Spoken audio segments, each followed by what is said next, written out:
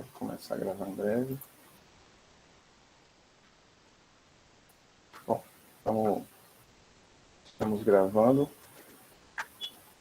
Bom, pessoal, então, essa semana, continuando o nosso ciclo de colóquios, temos o grande prazer de receber o professor Matheus Araújo Marques, que é professor aqui da UFPB, do Departamento de Biotecnologia, e que fez sua formação aqui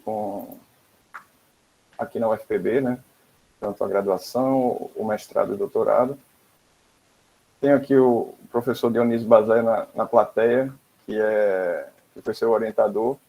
Posso passar a palavra daqui a pouquinho para o professor Dionísio, se quiser tecer mais alguns comentários. Mas, rapidamente, dizer que o Matheus ele tem uma grande produção científica para ser um jovem pesquisador, aí com cerca de 40 artigos e centenas de citações, e que é uma prata da casa que está no nosso programa de pós-graduação, e que é muito bom a gente receber pessoas de dentro também para poder divulgar o que tem feito e para a gente conhecer mais, nos conhecermos mais, né, internamente. Queria saber se o professor Dionísio quer falar um pouco sobre o Matheus, que conhece. Eu estou conhecendo o Matheus hoje, pessoalmente, assim, pessoalmente, entre aspas, né? Mas é muito bom a palavra do professor Dionísio. Eu não estava esperando isso, né? Me pegou de surpresa. Desculpa. Mas, então, o Matheus, como o Márcio falou, ele é prata da casa, né? E tem uma grande produção científica, né? Isso tem um grande mérito dele, né? Um mérito muito próprio dele. E ele trabalha com a gente, né? Também, eu acho, em função disso, né? Porque ele conheci o Matheus quando ele estava, acho que no segundo colegial, estudava lá no Pio X, né? Isso já faz 4, mais 2, 6, mais 2, mais 4, 10, uns 14 anos, né, que a gente vem trabalhando junto. Nesse tempo todo eu tive um mérito, que eu consegui, sem pedir, né, sem falar, eu consegui fazer com que ele ficasse trabalhando com a gente. Então, ele fez graduação, né, em física, ele sempre quis fazer física, por isso que ele começou a trabalhar com a gente lá no colegial, né, quando a gente estudava seno e cosseno, logaritmo, essas coisas, lei de Newton. E aí ele fez a graduação, né, fizemos, acho que 3 anos de iniciação científica, né, depois o mestrado e o doutorado, com várias publicações, né? E a grande maioria dessas publicações, Gilmar, são em revistas de grande visibilidade na área da gente. Então, é uma coisa que deixa a gente mais contente. Tem um número muito grande, mas por estar atrás desse número muito grande, tem uma grande qualidade, né? Então, o Matheus é uma pessoa... Acho que eu desconheço alguém que não goste de Matheus, é uma pessoa muito legal, muito boa, um bom coração, uma pessoa muito dedicada, muito competente e muito trabalhadora. Então, o fruto disso é o currículo dele, né? Então, era isso que eu queria falar. Muito obrigado. Obrigado, Dionísio. Eu coloquei na fogueira, mas eu sabia porque corresponderia. Então, se tivesse preparado, não seria tão bom. Bom, agora eu quero passar a palavra para Matheus, que já estamos todos curiosos para conhecer do trabalho e conhecê-lo mais. Obrigado, Matheus. Você tem a palavra. Vamos para apresentar estruturas localizadas em teoria de campos. Fique à vontade. Já somos obrigado, 38. Márcio. Maravilha. Obrigado, Márcio, aí, pelas gentis palavras, e a Dionísio, né? Dionísio é quase um mentor da minha... Aliás, ele é um mentor, ele é um pai acadêmico para mim, né? Então, já tem 14 anos aí que a gente trabalha junto, né? E nesse meio entrou o Roberto aí também. E vocês vão ver aqui que todos os trabalhos que eu vou falar hoje, né? Tem participação de Dionísio, e algumas também tem Roberto, muitos são do meu doutorado, certo? Então, gente, hoje eu coloquei esse título aí, Estruturas Localizadas em Teoria de Campos, né? E eu vou falar hoje, tá, sobre uma linha de pesquisa que meio que começou durante o meu doutorado, né? E vem sendo desenvolvida aí até hoje. A gente tem seguido aí o que começou lá, tá certo? A ideia hoje como é uma linha de pesquisa que segue mais ou menos o que Dionísio e Roberto falaram nas últimas apresentações deles aqui, né? A ideia é fazer um colóquio um pouquinho mais técnico, então vou mostrar algumas continhas a mais para vocês, tá certo? Até para vocês ficarem mais por dentro do que a gente faz também, tá bom? Então a apresentação ela está dividida dessa maneira aqui. A gente faz uma breve introdução, tá? E aí em seguida eu falo de kinks, vórtices e monopólios magnéticos, o cenário padrão, o cenário standard, tá certo? E em seguida eu falo de alguns resultados originais que a gente obteve, tá? Sobre multikinks, sobre vórtices com estrutura interna e vórtices multicamadas, e depois sobre monopólos, que a gente conseguiu obter monopólos com estrutura interna, monopólos ocos e pequenos, e o que a gente chamou de monopólos bimagnéticos e multimagnéticos. E aí, em seguida, eu encerro a apresentação com algumas conclusões, certo? Então, olha só, estruturas localizadas, elas podem ser encontradas na natureza em vários contextos, em um número diverso de dimensões no espaço-tempo plano ou curvo, tá? Nesse colóquio, eu vou me restringir ao espaço plano, tá certo? Mas a gente vai falar em estruturas que aparecem no espaço unidimensional, bidimensional e tridimensional, tá? Em teoria de campos, essas estruturas elas surgem em modelos de campos escalares. Esses campos escalares podem ser reais ou complexos e podem estar ou não acoplados a campos de calibre, depende da estrutura de interesse, tá? E, em particular, a kinks, vórtices e monopólios, tá? Kinks, talvez sejam as estruturas mais simples, elas surgem em uma dimensão espacial em modelos com simetria Z2.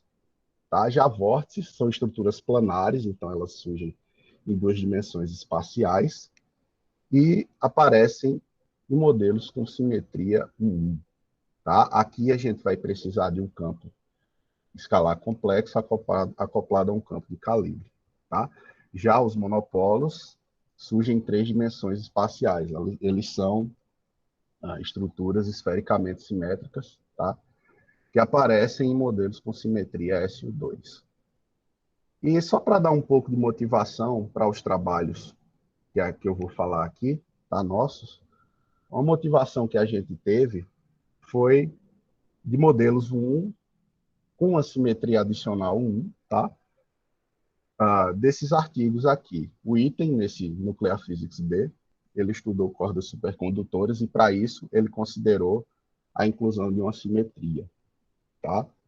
E nesse outro, Arias, Ireson, Nunes e Chaposnik publicaram aí esse JREP, em que eles consideram a inclusão de uma simetria, tá? A mais do que a outra que já tinha um, né, de vórtices, para estudar vórtices em modelos com setor oculto. E essa simetria adicional, ela serve para incluir campos do setor oculto. Tá? Então, vamos começar pelo cenário mais simples, pessoal. Vamos falar de kinks, certo? Então, os kinks, eles surgem sob a ação de um campo escalar real, que é esse φ aqui, ó, tá? Em 1 mais 1 dimensões, então por isso só tem dx dt, tá certo? Então tem um campo escalar real, um termo dinâmico e um termo de potencial. Daí você pode encontrar as equações de movimento, que tem essa forma, e o tensor energia-momento, tá? Então, para a gente estudar kinks, a gente considera configurações estáticas, tá? E nessa situação, aquela equação de movimento, ela se reduz a essa. O linha aqui indica derivada com respeito a x, então aqui tem uma derivada segunda, tá? E o Vφ é dv dφ, tá bom? É derivado de v com respeito a φ. E os kinks são soluções dessa equação que obedece a essas condições de contorno, tá? Ou seja, elas tendem assintoticamente a mínimos, que eu chamei aqui de V mais ou menos, a mínimos adjacentes e degenerados do potencial, tá bom? E associados a essas soluções, a partir daquele tensor energia-momento, a gente pode calcular o T00 e encontrar uma densidade de energia associada à estrutura. Tá? Veja que essa equação aqui de movimento, apesar de parecer bem simples, tá? Ela não é tão simples assim, não, porque o V ele introduz não linearidade nessas equações. Tá? Então, para simplificar o problema, a gente usa o chamado formalismo DPS, tá? Em homenagem a Bogomolny, Prasad e Summerfield, nesses papers aqui, certo? E o que é que a gente faz? A gente vai procurar obter condições que levem a gente a equações de primeira ordem compatíveis com essas equações de movimento. Tá? Para isso, a gente introduz uma função W, tá?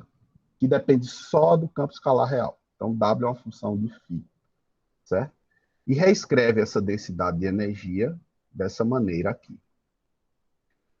E daí, o que é que a gente toma? Olha só, se o potencial é dado em termos do W dessa maneira, tá certo? Esses termos do meio aqui morrem, se cancelam, tá? E aí a densidade de energia fica um termo elevado ao quadrado mais uma derivada do W, derivada com respeito a x, tá? Como a energia é integral do ρ, então, o fato de V ser igual a 1 meio de Wφ ao quadrado leva a gente que a energia tem um limite inferior, certo? E esse limite inferior, que é B, ele só depende, tá, do W calculado nos valores assintóticos do campo. Então, a energia é mínima, pessoal, se esse termo aqui, que está ao quadrado, é zero. Daí a gente obtém essa equação de primeira ordem. Tá? Apesar de ser uma equação diferencial não linear ainda, ela é uma equação de primeira ordem e é mais simples de resolvê-la do que resolver uma equação de segunda ordem. Tá bom? Então, um modelo bastante conhecido nesse sistema é o chamado modelo Φ4, tá? Que tem esse potencial e a gente consegue associar um W a ele. Tá? Esse potencial aqui, ele leva a uma simetria Z2 no sistema, tá bom? Então, se você trocar φ por menos φ, a sua lagrangiana fica invariante, tá bom? E ele tem essa forma. Veja que ele tem aqui menos 1, φ igual a menos 1 e φ igual a 1, tá? O kink vai ser a solução daquela equação anterior que conecta esses mínimos, ok? Mas se vocês lembrarem, ela tem um sinal mais e um menos. Esse sinal mais ou menos, a gente leva o mais no menos por uma mudança x e menos x na solução. Então, eu só vou pegar com o sinal mais. Então, pegando com o sinal mais, pessoal, obtém essa equação de primeira ordem aqui, tá? E a solução é analítica, é φ igual a tangente hiperbólica de x, ok? E tem essa forma, é um degrau bem suave, tá? Então, a gente vê, ó, que assintoticamente, para a esquerda, o x, o φ tende a menos 1, então ele sai, conecta esse ponto aqui do potencial, esse mínimo, tá? E à direita, assintoticamente, a solução tende a conectar o ponto 1. Então ela sai do menos 1, suavemente até chegar no 1, tá? Assintoticamente, tá? E associada a essa solução, a gente tem uma densidade de energia, que nesse caso é secante hiperbólica quarta, tá? E integrando essa densidade de energia, ou calculando o W, né, no 1, em φ igual a 1, em φ igual a menos 1, tirando a diferença, você vai obter que a energia é 4/3. Tá? Então, esse é o sistema, eu diria, mais simples de estruturas localizadas, tá? De kinks. Mas a gente pode ir para 2 dimensões também. Em 2 dimensões, a gente tem os vórtices. Tá? Essa é a referência, diria, seminal de vórtices em teoria de campos relativista, tá? Porque tem modelos não relativistas, mas em teoria de campos relativista, é esse paper de Nielsen e Olison, tá certo? Então, eles consideraram com ação, agora você tem o D2R e DT, então estamos em 2 dimensões espaciais, tá? Mas no espaço plano ainda. Eles consideraram essa ação que tem simetria 1.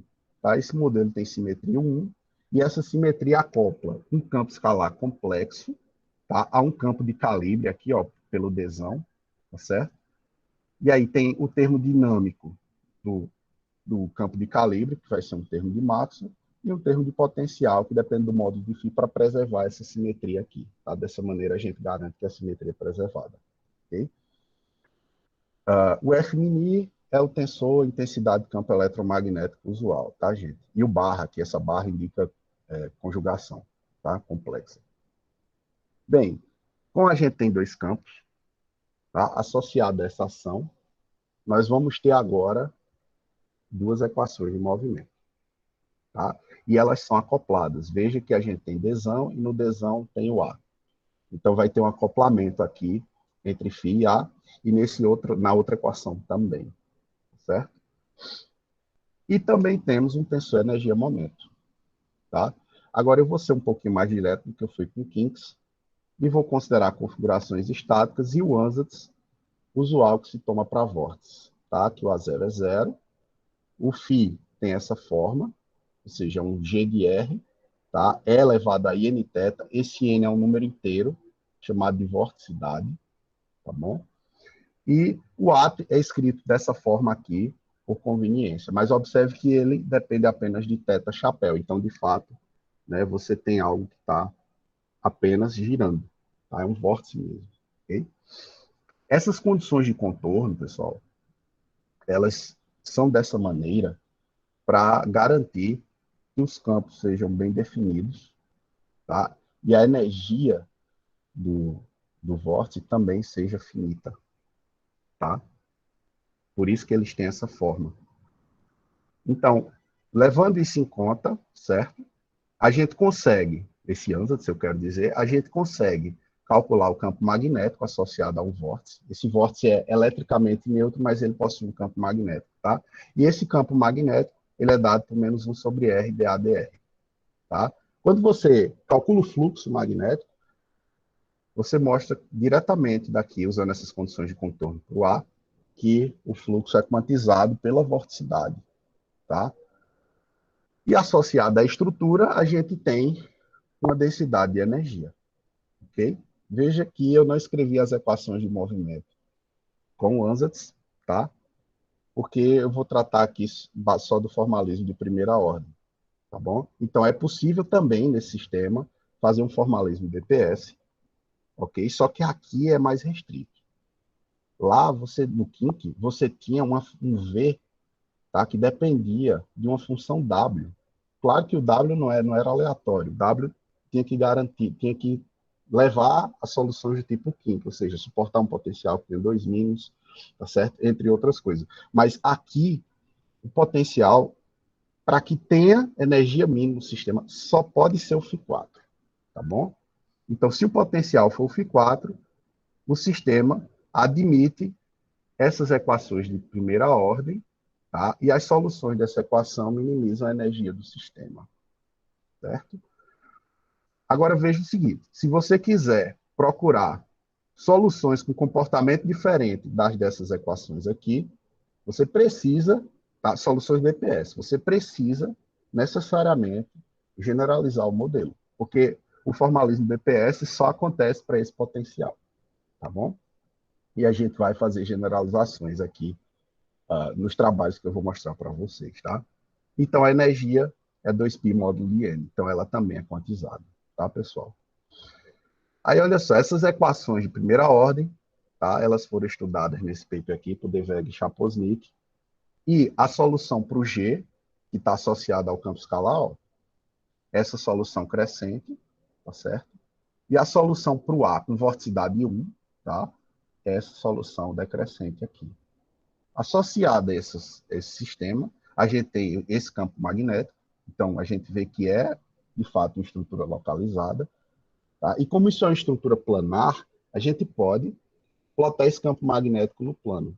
Onde ele é mais intenso, a gente coloca um azul escuro, né? E à medida que ele vai caindo, a gente deixa ele ficando branco, tá? Então, a gente vê essa estrutura no plano e observa o formato de um disco, que à medida que a gente vai se afastando do centro, né, da origem, ele vai morrendo, certo? Então, agora a gente já viu quintos e vórtices, né? Vamos agora para 3 dimensões espaciais, tá? Onde surgem os monopólios magnéticos. Em particular, vou falar do monopólio de Toft-Polyakov, tá? Não de Dirac. A gente vai falar aqui do monopólio de Toft-Polyakov, que surge no modelo com simetria SU2. Opa, no modelo com simetria SU2, tá? Então, agora a gente vai ter um tripleto de campos escalares que se acopla a um campo de calibre, a campos de calibre, na verdade, tá certo? Por essa simetria.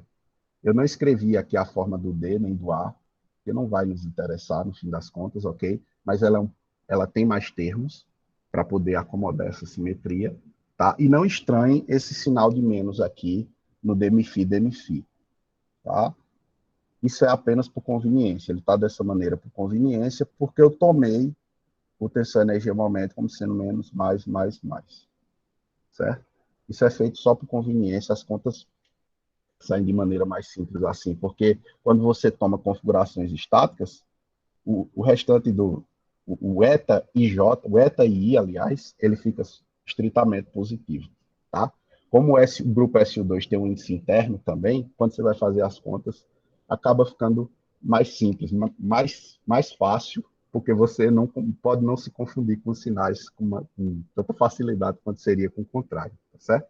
Então é puramente por conveniência. Então, para estudar monopólios, a gente toma esse ANSATS, tá?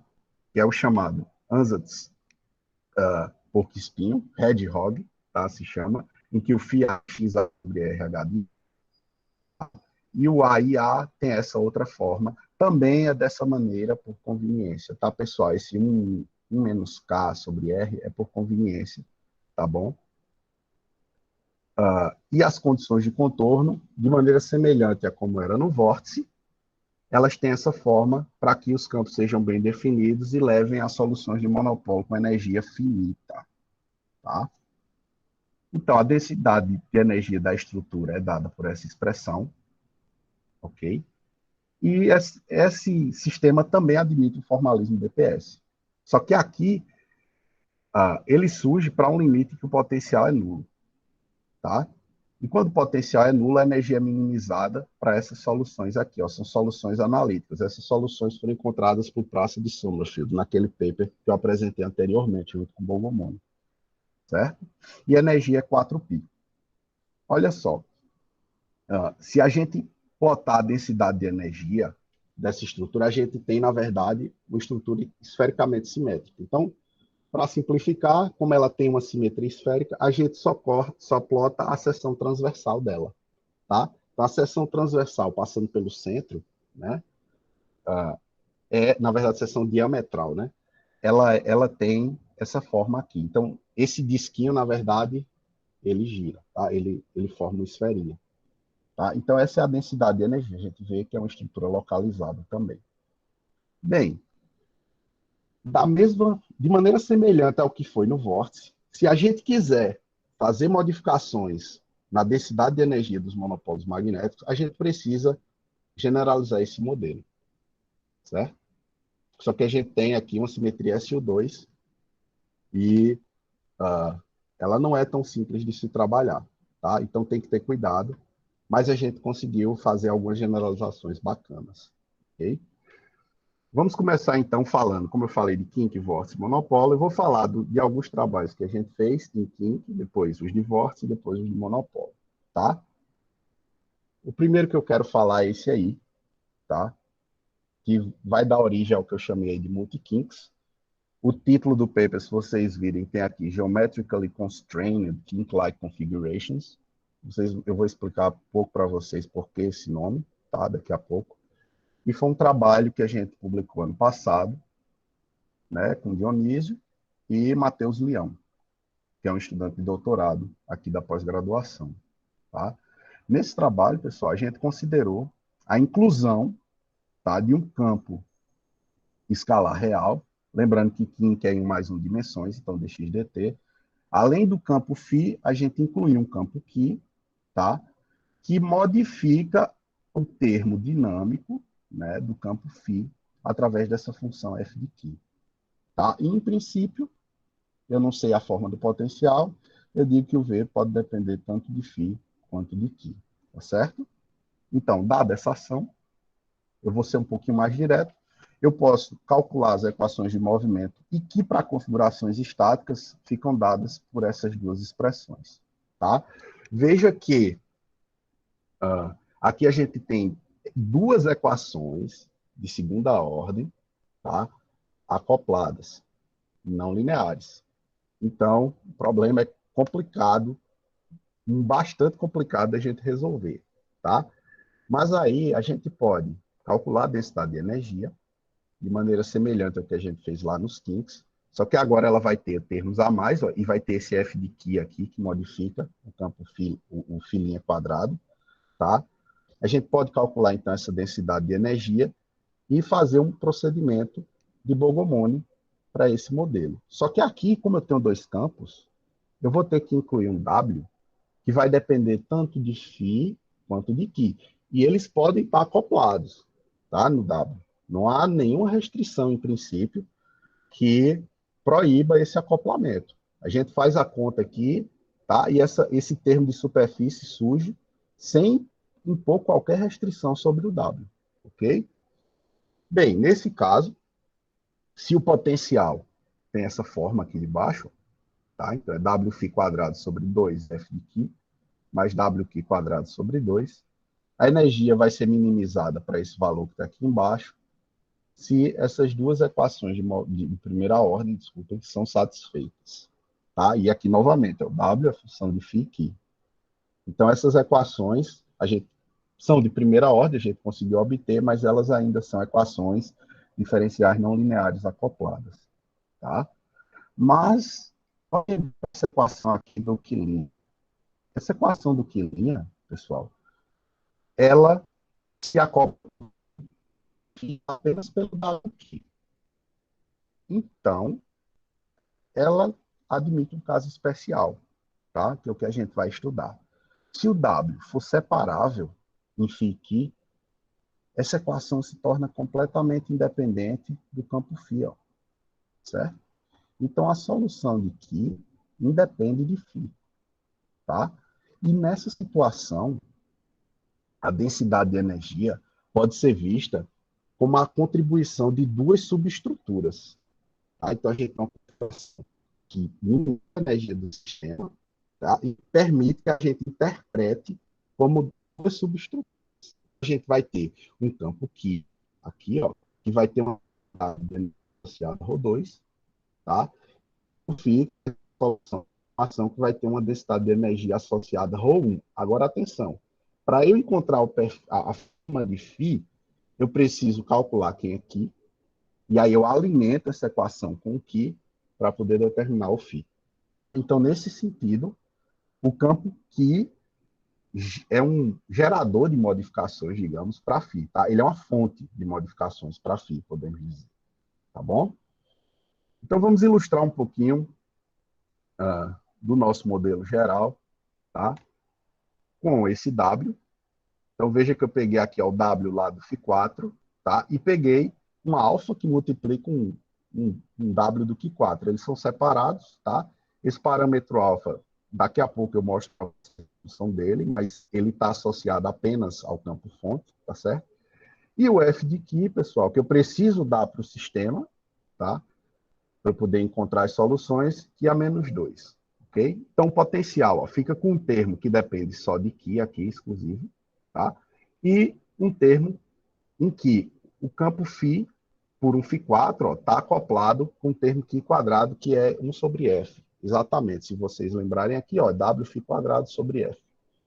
Tá? Bem, nessa situação, a gente obtém essas duas equações de primeira ordem. E aí, para o campo Qi, é uma equação independente, a gente resolve, obtém essas soluções, tá? Essa solução, aliás, que de x igual a tangente hiperbólica de αx. Então, esse alfa tem a função de controlar a espessura tá? Do campo fonte, ok? E também mexe na energia do campo fonte, tá? Agora, o que é que a gente faz? Conhecido esse campo aqui, eu não vou plotar, porque é uma tangente hiperbólica, então aquela solução, que é um degrau bem suave, ela só vai dilatar ou contrair, tá? Eu não vou plotar de novo. Eu vou alimentar a equação do φ, ó, aqui nesse termo aqui 2, usando essa tangente hiperbólica. Quando eu faço isso, eu consigo ainda obter soluções analíticas, tá? Só que veja bem, agora a solução φ, ela é dada em termos de um campo, de uma coordenada xi, tá? E essa coordenada xi é dada em termos de x por essa expressão. Então, olha só, a gente não tem mais uma tangente hiperbólica de x, mas sim uma tangente hiperbólica de uma nova coordenada.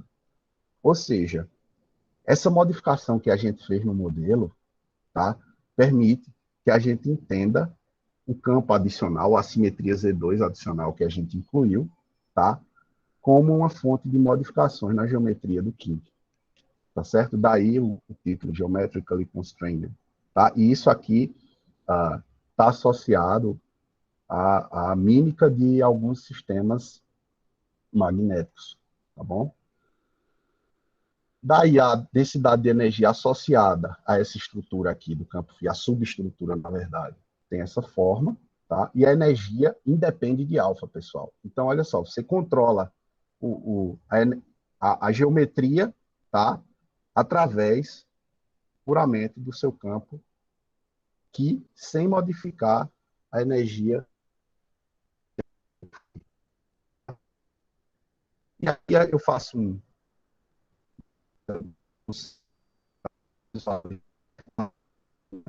para 0,2. Veja que ela tem um platô aqui no meio bem largo. E aí, à medida que eu aumento o alfa, como é tangente de alfa x sobre alfa, essa tangente hiperbólica aqui contribui cada vez menos relevante. Por isso que esse platô ele vai ficando mais estreito, certo? E a gente também pode ver esse efeito na densidade de energia, tá? Esse platô que aparece aqui no kink, no meio do kink, então a gente tem tipo uma solução tipo 2 kink, tá? É como se fosse um aqui vem até aqui no zero e depois faz outro degrauzinho, tipo 2 degraus. Aí a gente chama isso de duplo kink, tá? E aí esse platôzinho no meio, ele aparece na densidade de energia como um zero. Então, sua densidade de energia ela está dividida, certo? Quando o alfa é 0,2, a gente tem aqui um vale bem aberto, e quando ele vai aumentando, esses máximos vão ficando mais altos e se aproximando aqui do zero, tá? E a gente vê esse comportamento claramente nessa figura, ok? Mas a gente foi mais além. Será que é possível fazer uma modificação na geometria do kink para obter vários degraus? E a resposta é sim, tá? Para isso, a gente modificou, veja só, somente o F, tá? E nesse caso, o potencial fica desse jeito, a gente colocou uma função periódica aqui, certo? O potencial fica com essa forma, mas observe que você tem aqui um Qi4, ó, e um Φ4 que se acopla com o Qi por esse cosseno ao quadrado, tá? E nessa situação, olha a solução como fica. Então, a gente tem o que eu chamei aí de multi-kink, tá? Então, é uma solução que conecta menos 1 a 1, mas com vários degraus, tá certo? E esses platôs, eles aparecem, eles modificam a densidade de energia, tá? Eles geram vários zeros na densidade de energia, tá bom? Esse número N aqui, que aparece no F, é responsável, é o parâmetro que controla o número de degraus no modelo, tá? E, precisamente, o número de platôs que aparece aqui no meio é 2N, tá? Então, se N é 2, a gente tem 4 platôs, ok? Então, esse foi um trabalho que a gente publicou ano passado, tá? Associado a Kink. Mas a gente também fez com vórtice, certo? Foi esse trabalho publicado no PLB aí, em 2018, com Dionísio e Roberto, foi durante o meu doutorado ainda, tá? E aqui, a gente pegou a simetria 1, que acomoda os campos do vórtice, e incluiu uma simetria Z2, tá?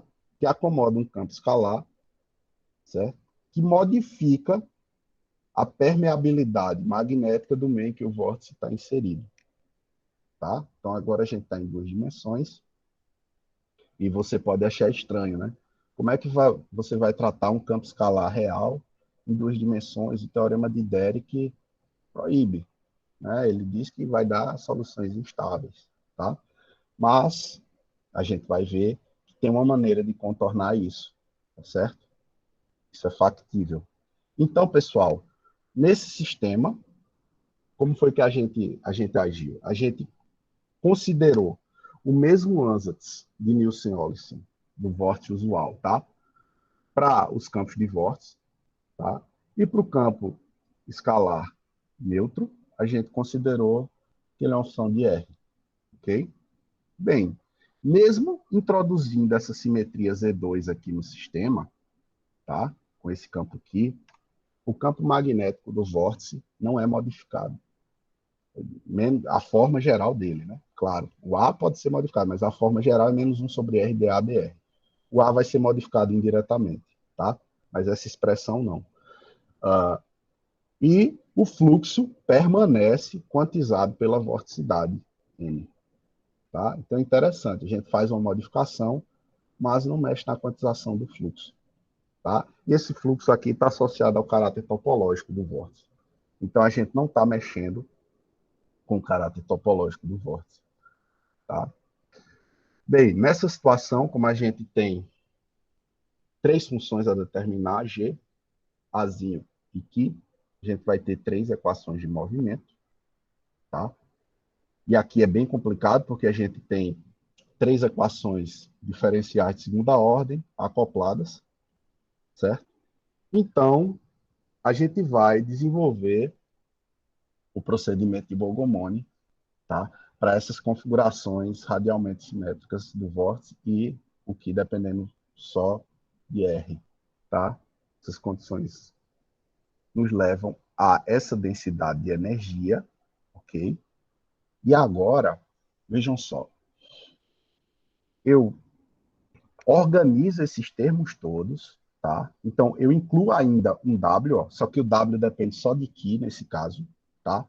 E eu reorganizo tudo a obter um termo de superfície. Só que como eu estou em 2 dimensões espaciais, quando eu vou calcular a energia, que é a integral de ρ, eu preciso levar em conta o RdR, né? Preciso levar em conta o R. Então, para que essa derivada aqui vire um termo de superfície quando eu integrar o ρ, tá? É preciso ter esse 1 sobre R, tá? E é daqui que a gente vai obter a energia mínima do sistema, certo? Então, considerando todo esse ρ, se o potencial for tal que essa expressão aqui zero, tá? V menos esse termo seja zero, a gente vai obter a soma de 3 termos quadrados, mais 1 sobre R vezes uma derivada em relação a R, o linha aqui em relação a R, tá? Então, se o V tiver essa forma, tá? E é essa forma que permite contornar o teorema de Derek para um campo escalar real, tá? Em mais de uma dimensão, ok? Isso foi mostrado por Dionísio, Josinaldo e Roberto no SPRL, certo? Então, se o potencial tiver essa forma modificada aqui, a gente consegue fazer o Bogomolny do sistema, ok? E encontrar equações de primeira ordem. Observe que a equação do campo neutro não depende dos campos do vórtice. Curioso, né? Porque podia depender, a gente não impôs nenhuma forma para eles, em princípio. Tá? Então, o campo neutro é independente, certo? E daí, portanto, eu resolvo essa equação e uso a solução para alimentar essa função que modifica a permeabilidade magnética do meio em que o vórtice está imerso. Certo? Então, o campo que acaba sendo uma fonte para o vórtice. Tá? Então, se essas equações de primeira ordem são satisfeitas, a energia é minimizada a esse valor. Então, é 2π módulo de N, assim como era lá no vórtice de Nielsen-Olison, se vocês se recordarem, tá? Mais o W calculado no infinito e menos o W calculado em R igual a zero. Certo? E o fato do campo neutro ser independente permite que a gente entenda a densidade de energia do sistema como uma contribuição de duas estruturas, tá? Uma vai ser o que eu chamei aqui de Rho source, então um termo, tá, que a gente chamou de source porque é uma fonte para o vórtice, então é a densidade de energia associada a esse campo aqui, que é independente, tá? E aí ele vai modificar a densidade de energia do vórtice através desse P, certo? E como é que essas modificações aparecem efetivamente nos modelos? Então, para isso, a gente considerou um campo-fonte, um W, tá? Que levaria lá no kink ao Q4, digamos, certo? Bem, nesse caso, a solução é analítica, tá? E a densidade de energia respectiva tem essa fórmula, ok? E aqui a gente plota a solução aqui em termos de R sobre R0, certo? Dá para você botar o R0 em evidência aqui, e aí você pode definir a variável R sobre R0 e o que não muda com R0, tá? O que, em termos de R sobre R0, desculpa. E a densidade de energia, em termos de R sobre R0, fica dado por essa fórmula. Tá? Então, a gente escolheu um valor de R0 e considerou diferentes funções para a permeabilidade magnética do meio que o vórtice está imerso. Certo? Eu peguei aquela solução aqui que eu obtive e usei ela para modificar o meio, né, em que o vórtice está imerso. Se a gente escolhe P de Q igual a 1 sobre 1 menos Q2, certo? Foi um resultado interessante que a gente obteve. O campo magnético do vórtice, que antes era um disco que ia desaparecendo, ó, ele passa a ser nulo na origem e vira esse anelzinho. Tá certo? Já, se o P de Q for 1 sobre Q quadrado, tá? Além do disco central, a gente acaba tendo um anel externo. Okay? Daí a gente pensou, será que tem uma maneira, né, de fazer não só uma camada, como a gente fez aqui, porque aqui a gente só fez basicamente uma camada. Tá? Será que tem como fazer mais? E a resposta é sim. E veio nesse artigo aqui que a gente publicou no Physical Review Research. Tá? Lá a gente estudou o modelo com simetria 1 vezes E2, mas também estudamos a possibilidade de obter vórtices multicamadas no modelo com simetria 1 vezes 1. Tá? Foi um paper de 2019, por Dionísio, Matheus Leão e Roberto. Tá? Observe que é no volume 1, né, do PR Research. Certo? Então, ó, eu vou tratar só do segundo modelo, tá? Porque um vai ser muito parecido o procedimento com o que a gente já fez. Basicamente, a gente verificou outras possibilidades para o F, tá certo? Mas para o modelo 2, agora eu vou colocar mais campos, né, que dão uma simetria 1 adicional. Então, ó, eu tenho o campo A, tá, e o campo Φ, complexo, e vou adicionar um campo A caligráfico, tá, e um campo Qi, complexo, tá? Em analogia, pessoal, ao 1 vezes 1, que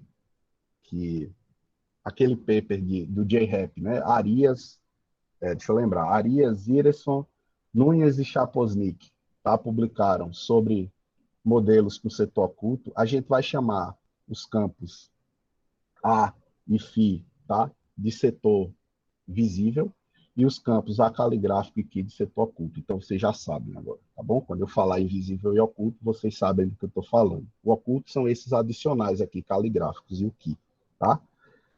E o ansatz que a gente toma é o mesmo do vórtice usual, tá? Só que eu preciso estender isso para os campos que eu adicionei no sistema. Então, ó, além do φ, que é um G de RA e N θ, eu considero um Qi, que é um H de RE elevado a I Kθ, tá? E analogamente para o A. Para o A, eu tinha um N, né? Agora eu vou ter um K, e antes eu tinha um A, e agora eu vou ter um C, tá? Essa constante aqui, Q, que é a constante de acoplamento aqui, tá certo? Ela sobrevive. Se a gente pegar o modelo geral, com todas as constantes de acoplamento, fizer uma reescala, a gente ainda vê que esse Q sobrevive. E esse Q é importante, tá? Porque é uma assinatura, vamos dizer, do setor oculto, quando a gente faz ele mexer no visível, que a gente vai fazer isso, tá bom? Então, esse Q Ele desempenha o papel, vamos dizer, do que aquele alfa desempenhava lá no Kim, que a gente vai ver, tá? E as condições de contorno têm essa forma para que os campos estejam bem definidos e leve a configurações com energia finita, tá? Bem, nessa situação, com esse ansatz sobre configurações estáticas, as equações de movimento são essas. Agora a gente tem 4 equações acopladas de segunda ordem, não lineares, tá? Então, novamente, a gente recorre ao procedimento de Bogomolny. Só que eu não vou fazer tudo de novo, né? Tá certo? Eu não vou mostrar a conta do zero para vocês, pessoal. Bem, se o potencial tiver essa forma, o campo Ki aqui está sozinho, tá? Independente do potencial, e o Φ estiver acoplado ao Ki dessa maneira, tá? A gente obtém o setor oculto independente, e é a mesma equação do vórtice lá de Nielsen-Olsen, tá? Então, a gente vai ter um setor oculto com vórtice Nielsen-Olsen, que vai ser uma fonte para o visível, tá? E a densidade de energia pode ser entendida como duas contribuições separadas, ok? Com essa energia aqui. Bem, quando nós tomamos o F como sendo uma secante ao quadrado, tá? As equações são essas, e aí a gente pega as soluções de Nielsen-Olsen para o campo H, ó, então, substitui aqui tudo isso numérico, tá? E resolve essa equação. Quando a gente faz isso, a gente obtém esse perfil para o vórtice, tá? Observe que as soluções para o G não mudam, mas as soluções para o A, tá? Elas ganham esses pequenos platôs aqui. Que o número de platôs é controlado por esse M. Então, aqui a gente tem com M igual a 2, ó, tem 2 platôs, e com M igual a 3, ok? Se a gente for olhar para o campo magnético visível, tá? Do setor visível, a gente vê que o campo magnético agora tem as chamadas multicamadas, tá bom? E essas multicamadas, tá? No plano, né? Elas são controladas pelo M, que a gente introduziu, ó, aqui no cosseno por causa do F, tá certo? Então, o método da gente permite modificar significativamente essas propriedades físicas do vórtice, ok? E a gente ainda consegue também usar esse F para introduzir um parâmetro que faça uma transição do vórtice multicamadas para o vórtice de Nielsen-Olsen. Se você pegar lambda igual a zero aqui, ó, dá 1 sobre cosseno quadrado, que é exatamente o F que a gente tomou, tá? Então, parte desse modelo, e à medida que o lambda aumenta, esse cosseno vai ficando desprezível, porque o cosseno é limitado, né? O cosseno ao quadrado é limitado entre 0 e 1.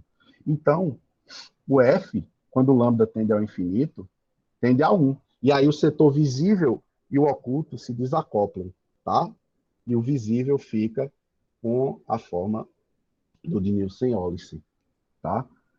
Então tá aqui um campo magnético, para N, para lambda, aliás, igual a 0,5, 1, 2 e 4, tá certo? Bem, pessoal, além de vórtices, a gente tentou fazer esse procedimento para monopolos e conseguimos também obter resultados positivos, tá? Só que no monopolo, como a gente tem uma simetria SU2, a gente acomoda os campos adicionais por uma simetria SU2 vezes Z2, tá? A simetria Z2 acomoda esse campo φ, ok? Então, para o setor do monopolo, para os campos do monopolo, a gente mantém o mesmo ansatz que usamos lá no Ditov-Polyakov, tá? Porém, para o campo escalar, a gente considera o φ igual a φ de R. Nesse caso, dá para relacionar P e M e obter também, tá? Equações de Bogomolny, tá? Soluções de Bogomolny. E nesse sistema, o φ vai acabar atuando como uma fonte para o monopolo também, certo? E um resultado interessante nesse artigo surgiu quando a gente considera uma fonte compacta, tá? Então veja que a fonte aqui, ó, ela é esse valor para R menor ou igual a R0 e depois é zero, tá? Então isso é uma fonte compacta e levou a um resultado que até então era inédito. A gente obteve um monopolo, tá? Com a densidade de energia com um buraco no meio, ó, tá? Isso aqui, lembrando, é a seção diametral, né, da estrutura, certo? Então, no centro, ela tem um buraquinho, tá? Depois cresce de novo a densidade de energia e depois vai ficando zero, vai desaparecendo suavemente. Mas o mais bacana é nessa situação, quando o P é igual a φ². Não é qualquer P não, tá, gente? Não pense que é qualquer P que você pode jogar aí no sistema, não. Tá? As equações são complicadas. Tem que satisfazer, tem que admitir, tá certo? Soluções com energia finita, bem comportadas, tá bom? Então, pegando esse P aqui, a gente obteve um monopolo compacto, que é algo que a gente não tinha conseguido obter antes, e também com estrutura interna, tá? Então, esse monopolo, ele existe numa região limitada do espaço, tá certo? Ele acaba aqui na bordinha azul, pronto. Ele não morre suavemente, não. Ele morre num ponto mesmo, tá bom? Então, a gente conseguiu obter esses novos perfis usando essa metodologia da gente de incluir, né, simetrias que acomodam esse campo neutro aí. Tá? Bem, a gente fez mais um trabalho em colaboração com o Gonçalo, então, Dionísio com o Gonçalo, tá? Dionísio e Gonçalo.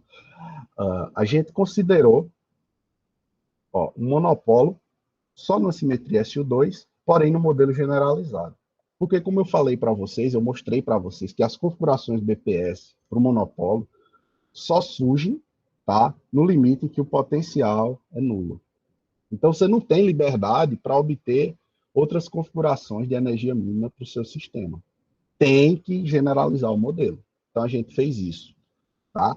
E escolhendo apropriadamente esse P e esse M, pessoal, nós conseguimos obter novos perfis de monopolo.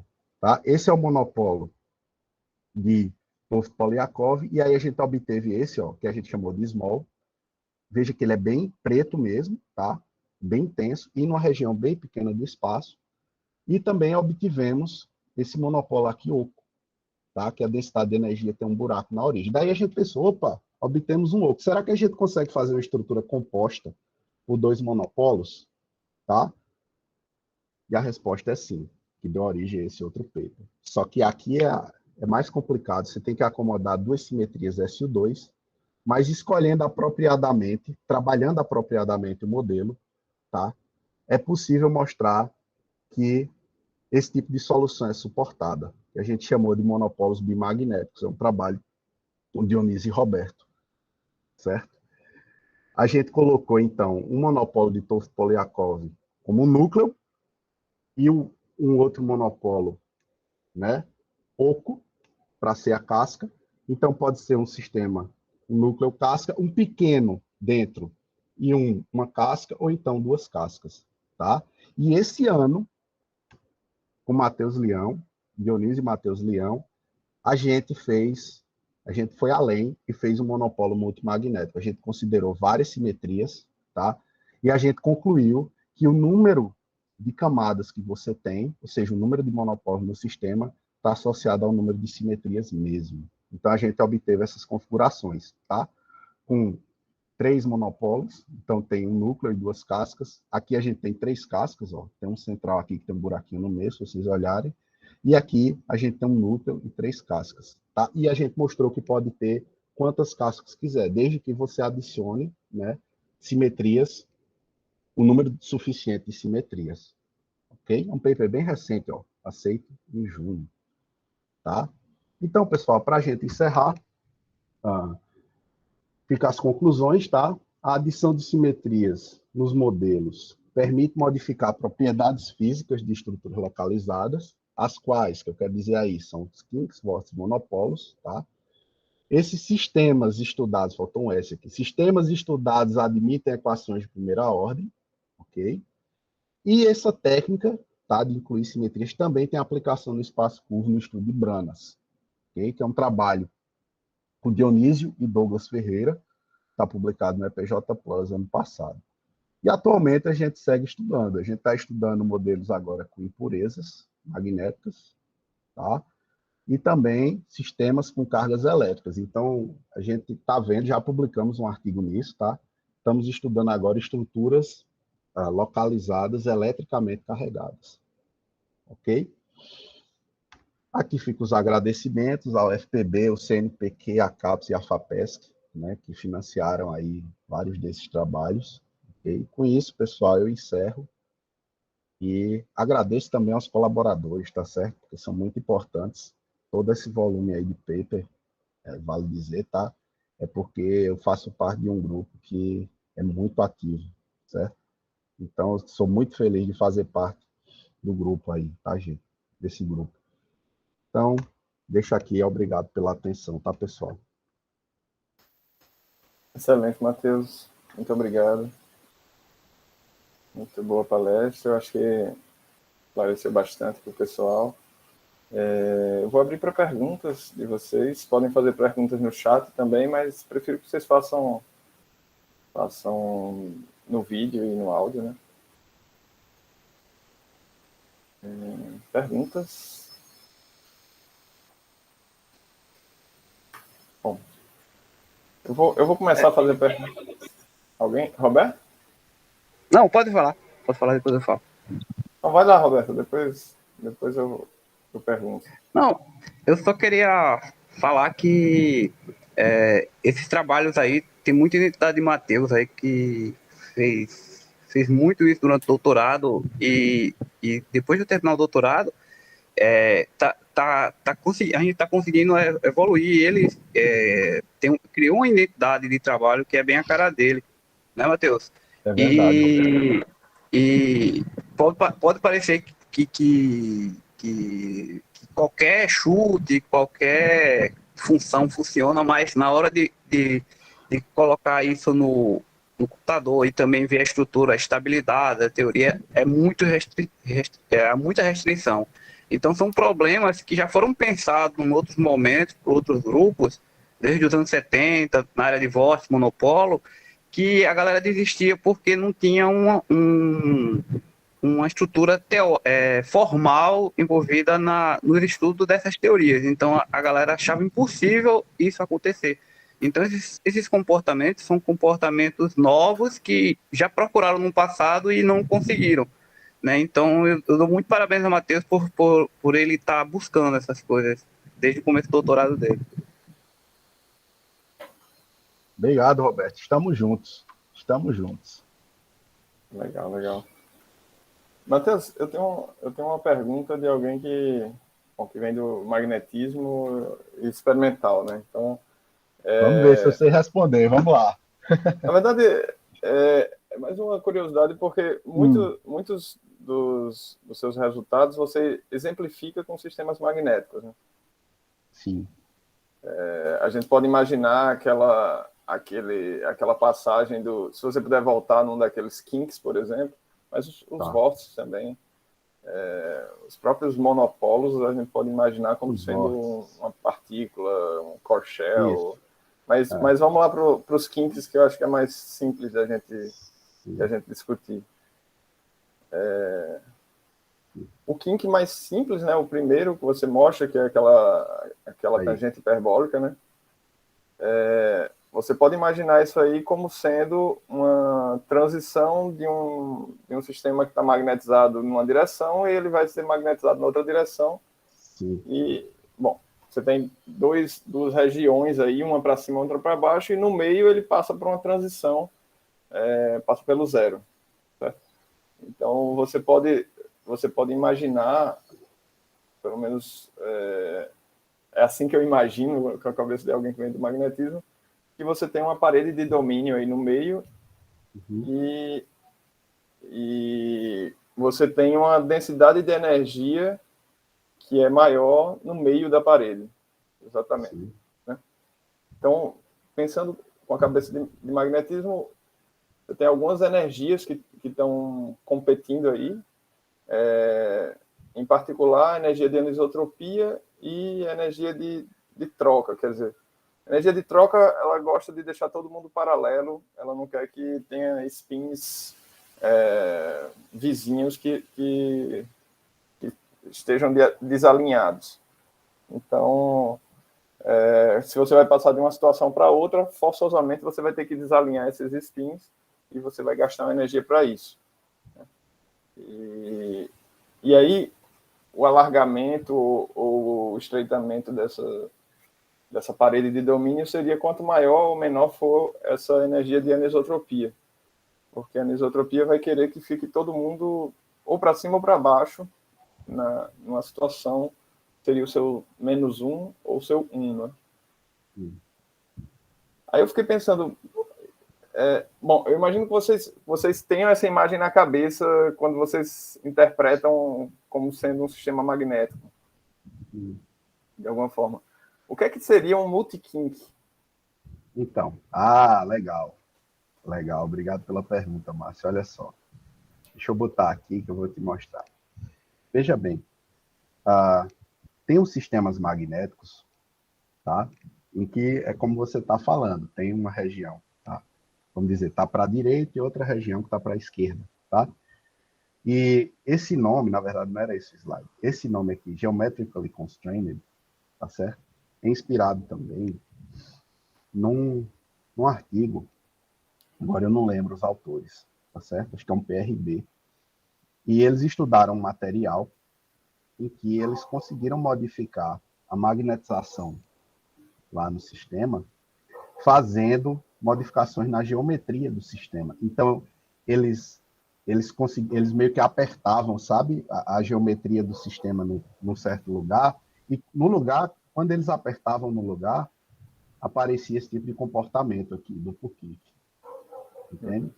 Então, o multikink seria um sistema, eu diria, né, em que você tem vários apertos desse em diferentes lugares, entendeu? Seria mais ou menos isso. É assim que a gente pensa, tá? Seria nesse caso, a energia também, desse lugar, desse aperto, a energia vai a zero, né? Onde você tem um platô, né? A derivada vai a zero. Isso, né? Isso. E você isso, tem esses exatamente. mínimos, né? Você tem esses mínimos, tá? Márcio, na verdade, você não precisa. É porque aqui a gente está pegando um caso extremo, tá? Mas assim como a gente fez, deixa eu pegar aqui, ó, no multilayer de vórtices. A gente encontrou uma maneira de fazer uma transição aqui, tá? Usando esse lambda, dá para introduzir uma coisa parecida para o multikink, tá certo? Uhum. E fazer essa estrutura que está um platô mesmo, virar um degrau mais suave. Tem como você fazer uma transição do kink normal para virar um diminui a derivada, mas não zero, né? Isso. Entendi. Tá? Dá para fazer uma transição. Isso é razoável porque, assim, pensando do ponto de vista de magnetismo, né, se você faz um estreitamento do material, você diminui todas as energias porque você diminui a quantidade de material. Tá, então, essas energias de anisotropia, a energia de anisotropia, ela vai escalar com volume. Então, faz sentido ser um sistema desse tipo. Mas só para, antes de passar a palavra para o Vitor, um sistema que talvez valha a pena vocês pensarem é sistemas que tem alguns sistemas que você tem uma anisotropia magnética oscilatória que ela é originada em estados de poço quântico. Por exemplo, você tem artigos lá de 2009, 2010, por aí. Tem alguns artigos que o pessoal faz filmes finos de ferro cobalto, em que você tem eles fazem em função da espessura do filme. E aí você tem estados de localização de poço quântico mesmo no filme, que é algumas camadas atômicas. Eles vão de, sei lá, 1 ou 2 camadas atômicas até 20, mais ou menos. Coisa desse nível, com um controle muito bom da parte de física de superfície, né? Que você tem localização quântica de poço quântico, e isso faz faz com que a anisotropia do sistema seja oscilatória. Talvez você tenha um sistema de poço quântico em que você tem um comportamento desse tipo aí ao longo do poço. Enfim, teria que ver se essas soluções multikinks talvez tenha aí um candidato para sistema que o seu modelo se aplica. Sim. Então, isso é uma coisa... Bom, aí eu não sei Seria muito interessante, seria interessante, que aí se você tivesse uma solução como essa, analítica, que explica uma situação... Pois é. Isso Nesse que caso pode aqui eu ser. não escrevi, mas a solução é analítica. Ela é um pouquinho feia, sabe? Mas Imagina. é analítica, é Sim, analítica sim. ainda. Beleza. É legal.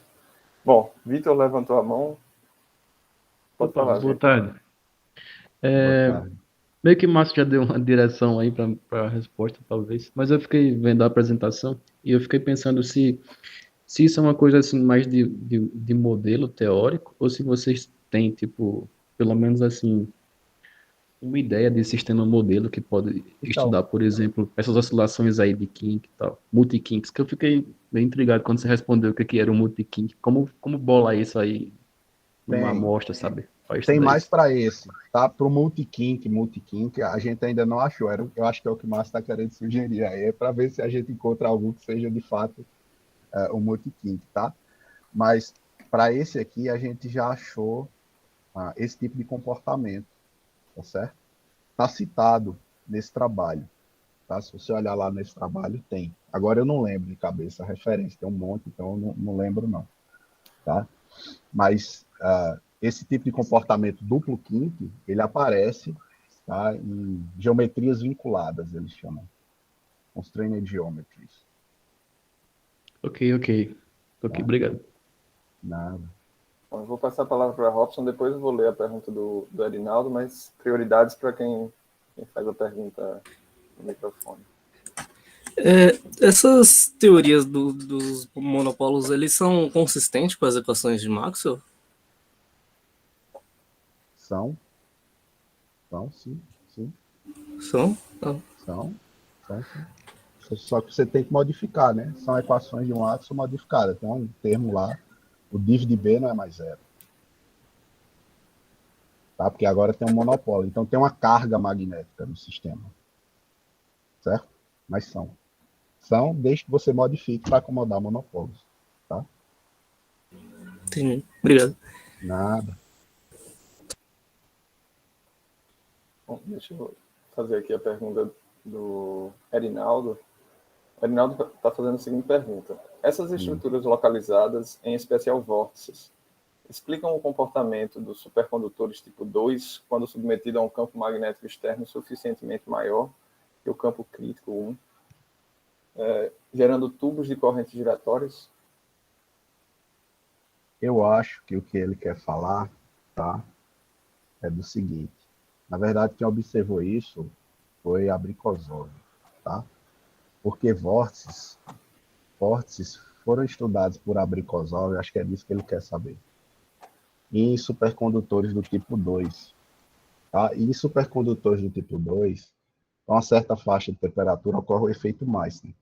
Então, ele expulsa as energias, as linhas de campo magnético. Né? Se você começa a aumentar o campo magnético sobre o supercondutor, tá? Tem uma faixa em que ele começa a permear. E depois de um certo valor crítico, aí ele entra de vez, ele passa a entrar mesmo. Certo? Nessa transição aí, surgem vórtices. Tá? Então, acho que é isso que ele quer saber. E surge sim. Os vórtices aparecem, tá, em supercondutores do tipo 2. Você pode ver o trabalho de Abrikosov sobre isso. Tá? E no caso, esses vórtices podem ser modelados usando... O modelo de Abrikosov, de Sburlandai, é não relativista. Tá? Mas a gente consegue fazer uma teoria de campos relativista, certo? Que também suporta vórtices. Legal. Mais Que é perguntas, esse modelo pessoal? de Nielsen-Olsen. É esse modelo de Nielsen-Olsen, Márcio. Tá? Certo. Matheus, Fala, Beto. naquele vórtice que tu mostrou aí, o perfil do campo magnético, do campo magnético, ele tem o multikink, mas o campo G não tem, né? O campo... Sim, verdade. Deixa eu mostrar aqui pro pessoal. É aqui. Aí, ó. O que o Roberto está dizendo é, ó, o campo A, que é associado ao campo de calibre, tá? Ele tem esse perfil aqui, ó, que é o multikink, tá vendo? E leva a essas camadas aqui no campo magnético. Só que o campo G, que está associado ao campo escalar, tá? ele não sente essa modificação, tá? Então é interessante, é um desafio atual, né? Mas a gente está cavando, né, Roberto? Isso daí atualmente também. É a última fronteira do entortamento. Porque aí, se você conseguir mexer também no G, né, você vai ter efeitos bem significativos também na densidade de energia. Não só. Já existe efeitos na densidade de energia por causa disso, tá? Mas se você mexer no G, como a densidade de energia depende de G', tá? Se o G tiver esses platôs também, esse efeito aparece bem forte na densidade de energia também. Então, é como o Roberto está dizendo, é o último nível aí de entortamento. Legal, legal. Muito obrigado, Matheus. Deixa eu ver se tem mais alguma pergunta. Acho que no chat não tem mais nenhuma. Alguém levantou a mão? Não. Eu, Robson. Desculpe. Não tinha visto, Robson. Tranquilo. Matheus, primeiramente, parabéns, cara, pelo trabalho aí e pela inspiração. Falta inspiração dele para o trabalho aí. Obrigado. O está bem equipado com o pessoal aí. Aliás, vai fluir. Em relação a característica que se apresenta da não linearidade, ela pode impulsionar uma estatística não normal? Ixi, eu não sei te dizer não, Robson. Sinceramente, não sei te dizer. A gente nunca estudou os efeitos estatísticos dessa Não estudou ainda não, né? Não, tá? Então não sei te dizer não. Tá certo. É algo que você pode investigar. Sim. Né? Com certeza. Muito bom. Tem outras aplicações aí que você tem em mente com esse estudo? Tem isso aqui, como a gente está usando simetrias, vamos dizer, 1 vezes 1, tá? Isso também pode ter aplicações em matéria escura. E aí, por isso que a gente diz campo visível e campo oculto, né? Esse tipo de modelos, eles têm interesse, podem ter interesse também em matéria escura, tá certo? Porque aí a gente está fazendo modificações na permeabilidade magnética do meio, vamos dizer, através de campos que estão no setor oculto.